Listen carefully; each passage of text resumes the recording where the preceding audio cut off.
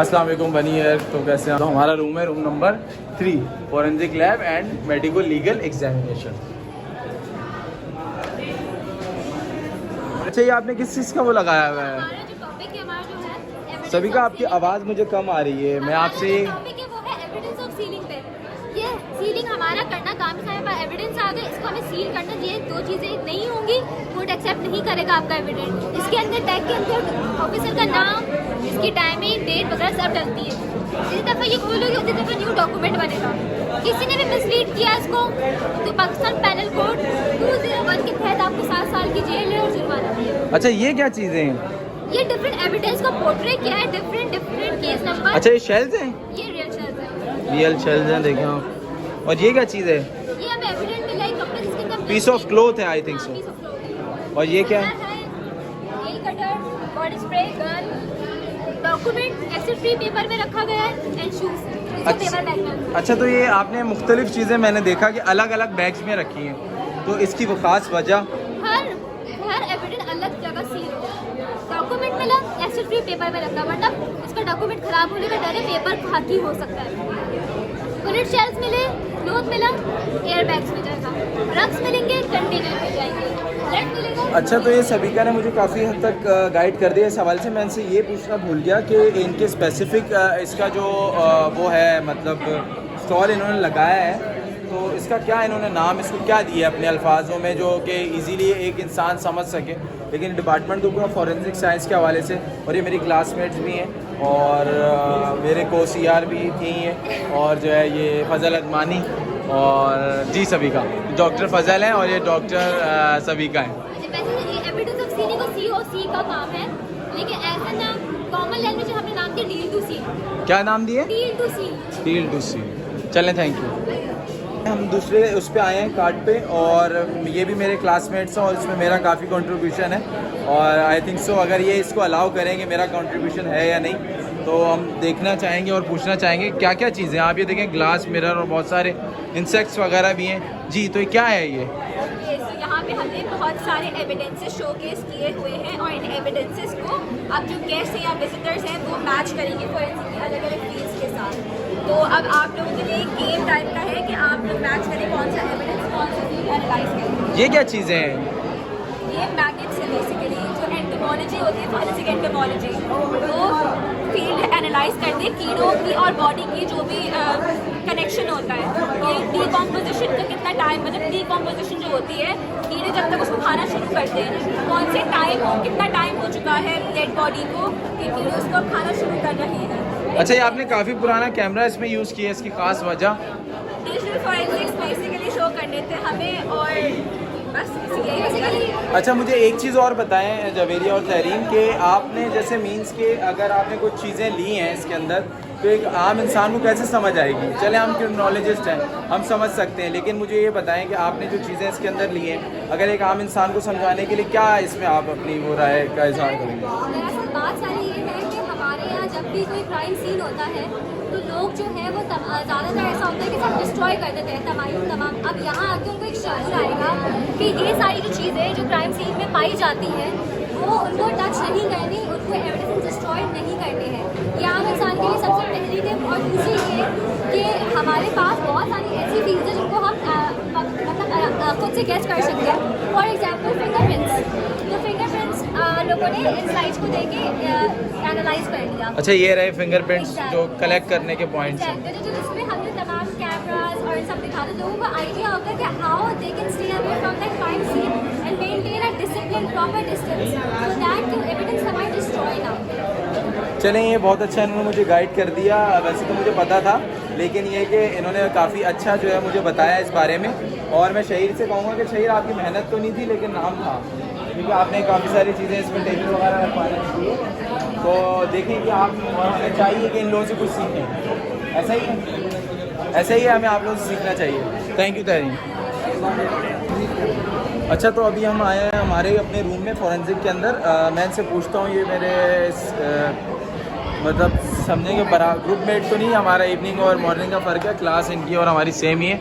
इनका नाम है लवीत कुमार और ये हमारे 3rd ईयर मॉर्निंग के हैं। मैं इनसे पूछूंगा ये आपने क्या कर रहे हैं? MA final. MA final? और तेरी खैरियत तो सीनियर हमारे। हम यहाँ पे बात करेंगे फॉरेंसिक डॉक्यूमेंट सही है। की। फॉरेंसिक डॉक्यूमेंट एग्जामिनेशन बेसिकली ये होता है कि किसी भी क्राइम सीन पे हमें कोई भी कागज़ मिलता है, उसकी आइडेंटिफिकेशन और एग्जामिनेशन होती है। जो भी इन्वेस्टिगेशन ऑफिसर होते हैं, किसी भी क्राइम सीन से हमें कोई भी सुसाइड हो गया, कोई भी रैंसम लोग मिलता है, तो वो हमें कन्वे करके हम उसकी एग्जामिनेशन करते हैं जो है ना। तो फिर उनको बता दें ये हमारे पास कैरेक्टरिस्टिक्स है, इसके ज़रिए हम जो है ना different types of hand writing बता दें कि आया ये जो है ना हैंड राइटिंग विक्टिम की है या किसी जो है ना मर्डर ने खुद अपनी तरफ से फौजी करके वहीं पे रख दिया है साइड में। अच्छा मुझे लबीत एक चीज़ और बताइएगा कि अब जैसे आपने मुझे बताया एक आम इंसान है, अब मैं और आप तो एक क्रिमिनोलॉजिस्ट हैं, ठीक है, थोड़े पढ़े लिखे भी हैं, थोड़े एजुकेटेड भी हैं, ठीक है, तो मुझे ये बताएं कि अगर कोई आम इंसान है वो डॉक्यूमेंटेशन नहीं समझ पाता तो उसको कैसे आसानी होगी डॉक्यूमेंटेशन के हवाले से समझने में कि आए ये इंपॉर्टेंट है या नहीं? डॉक्यूमेंटेशन के अंदर मैं तो बोल रहा हूँ हैंड राइटिंग से पहले ये होता है कि सिग्नेचर की फोर्जिंग जो होती है ना, बेसिकली हमारे यहाँ ये होता है कि किसी भी चेक या किसी भी चीज़ को पोजीशन लेने के लिए है ना लैंड के जो डॉक्यूमेंट्स होते हैं वहाँ पे लोग जो ना सिग्नेचर की फोर्जिंग होती है। मैं यहाँ पे उनको जिक्र करना चाहूँगा कि आपकी जो सिग्नेचर है ना वहाँ हमेशा कुछ ऐसी यूनिकनेस दिखाएं कि जो है ना कोई भी इसको कॉपी करने की कोशिश करे तो उसको थॉरली जो है ना कॉपी करके नहीं पाए। यहाँ पे कुछ ऐसे लोग भी होते हैं, प्रो लोग भी होते हैं उसको कॉपी करने की कोशिश भी करते हैं, लेकिन आपकी कंसिस्टेंसी सिग्नेचर के अंदर लूप होल फिर भी जो है ना उनसे मिस आउट हो जाती है। और जो है ना जब एक कंसिस्टेंसी आती है ना उसकी वजह से जो है आपकी जो बात करें किसी भी चीज़ का फ्लो कम होता है। जब कोई बंदा फौज कर रहा है तो उसको जो है ना फ्लो थोड़ा सा ज़्यादा हो जाता है, इसी वजह से जो ना उसी तरीके से आप जो ना बच सकते हैं जैसे। लेकिन उमर भाई ये हमारे एमए फाइनल के बहुत ही मतलब अच्छा शाम ये क्या हो रहा है आपको? तो बहुत शुक्रिया नवीद साहब आपका, आपने हमें एक अच्छा गाइड किया। और चलें फिर अब हम चलते हैं, एक दो चीज़ें और रही हैं पोस्टमार्टम में, पोस्टमार्टम दिखा। अच्छा तो फिर अभी हम आए हैं, आई थिंक सो पोस्टमार्टम है। मैं इनसे पूछता हूँ कि इन्होंने क्या बनाया है और ये किस तरह की बॉडी स्ट्रक्चर है। और आम इंसान को पोस्टमार्टम से बड़ी, अगर मैं एक आम इंसान हूँ और अगर मैं अपने आप को देखता हूँ तो एक दर्द दिल रखने वाला इंसान बहुत हार्ड होता है, मतलब उसके लिए ये बड़ा क्रूशल टाइम होता है कि अपने का ही पोस्टमार्टम अगर उसको करवाना पड़ जाए। और जो करने वाले डॉक्टर्स होते हैं और जो है वो मुख्तलिफ़ किस्म के हैं। अब मैं पूछता हूँ कि मेरे जहन में क्या है और मैं ये क्या दिखाना चाह रही हैं, तो ये मुझे बताइए। ये असल में हम लोग एक बॉडी, हम लोग पहले एमएलओ के बारे में बता रहे थे। एमएलओ होता है मेडिको लीगल ऑफिसर। कुछ केसेस ऐसे होते हैं जिसके बारे में डॉक्टर्स कहते हैं कि इस केस को हम हाथ नहीं लगाएंगे क्योंकि क्रिमिनल केस हो सकता है, तो आप पुलिस को लेके आए। पहले पुलिस ये वाला चार्ट दे के और फिर एमएलओ को भेजता है कि वो अपना ओपिनियन दे, मेडिको लीगल ओपिनियन दे। तो जैसे अगर कोई इंसान मर चुका है, कोई इंसान जिंदा है, तो उसके बारे में ओपिनियन देते हैं कि इसकी जो इंजरी है आया एक्सीडेंट है और ये क्रिमिनल केस है, ताकि जो है वो मेडिकल प्रोसीजर्स भी आगे बढ़े और क्रिमिनल जो है फिर उसके बाद पीछे चालान बनाना, FIR करना, ये सब कुछ काम पुलिस काम आगे कर सके। इसके अलावा हमने ये तो यहाँ पे जो डेड बॉडीज़ रखी है आम लोगों की। अच्छा 2 डेड बॉडीज़ आपने रखी हुई हैं? आम लोगों को ये बताने के लिए रखी हुई हैं, जैसे कि कोई ज़रूरी नहीं है कि कोई मेडिकल वाला इंसान हो तभी वो बता सके कि इस लाश को मरे हुए कितना टाइम हुआ है, इन लोगों को इसको मरे हुए कितना टाइम हुआ है। कोई एक आम इंसान को बता सकता है, जैसे आपका और मेरा बॉडी का टेम्परेचर 36 से 37 डिग्री सेंटीग्रेड होगा और वो temperature after that 1 degree centigrade पर आर रिड्यूस होता जाएगा। सपोज मेरे पास ये बॉडी आई है और इस बॉडी का टेम्परेचर 20 डिग्री सेंटीग्रेड है, तो आई कंसिडर कि इस मरे हुए 16 घंटे हो गए।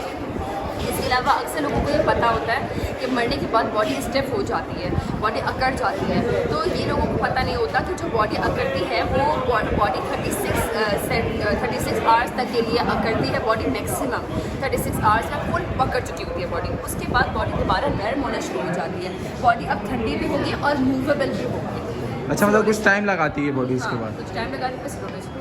चलें, थैंक यू। ये इन्होंने हमें काफ़ी सारी चीज़ें जो मेजर थी एक आम इंसान को तो नहीं पता होती, इन्होंने हमें बता दी हैं, थैंक यू।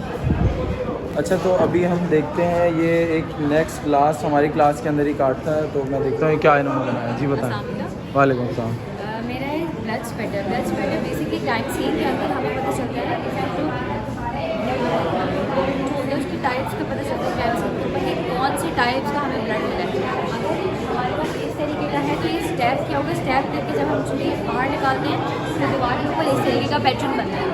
अगर हम किसी को पॉइजन देते हैं, पॉइजन के बाद अगर डेड बॉडी है कोई, उसके मुँह से पहले झाग निकलता है और फिर 8 आवर्स बाद मुँह से ये इस तरीके का ब्लड निकलना शुरू होता है, जो कि थोड़ा ब्लैक ब्लड होता है, ब्लैक और रेड मिक्सचर होता है, तो इस तरह होता है। फ्लो पैटर्न अगर बॉडी पे कोई ऐसा खून बह रहा है हमारे क्राइम सीन के ऊपर, जैसे कि गले काटने से बहा है या गन शॉट से बहा है या कोई नस काटने से किसी का सुसाइड है उससे बहा है, तो ये हमारे पास फ्लो पैटर्न होता है। ड्रिप पैटर्न हमारे पास जो बनता है दीवार के ऊपर वो गन शॉट से बनता है।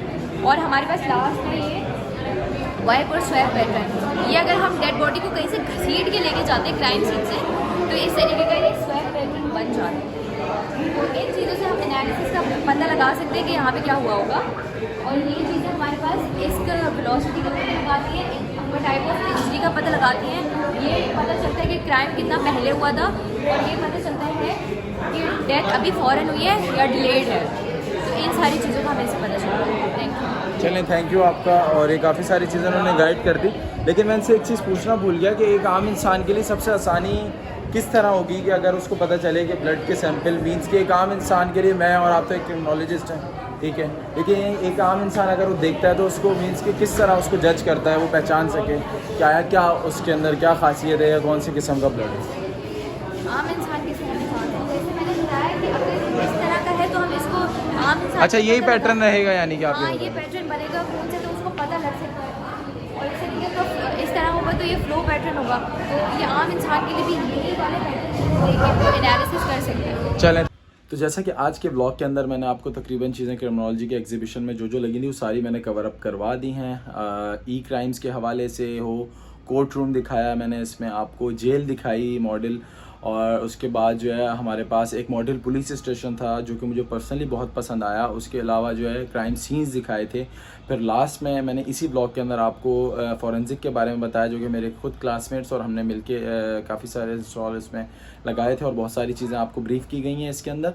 और ये है कि क्रिमिनोलॉजी की इस एग्जीबिशन से ये है कि लोगों को काफ़ी चीज़ों के बारे में अवेयरनेस मिलती है। और मुझसे जो लोग पूछा करते थे क्रिमिनोलॉजी होती क्या है, किस तरह पढ़ते हैं, क्या है, किस तरह इसके अंदर चीज़ें होती हैं, तो वो सारी चीज़ों के बारे में लोगों को काफ़ी सारा इसमें ब्लॉग को देखते हुए इन ज़रूर होगा। और ये हमारे टीचर्स और जो है हमारी जो चेयरपर्सन डॉक्टर नाइमा सईद, इनका ख़ास इनिशिएट था और इनका इंटरेस्ट था इसके ऊपर, तो इसी वजह से जो है ये आज हमारी जो एग्जीबिशन है कामयाब हो सकी है। मिलते हैं इंशाल्लाह अगले ब्लॉग में। अल्लाह हाफ़िज़।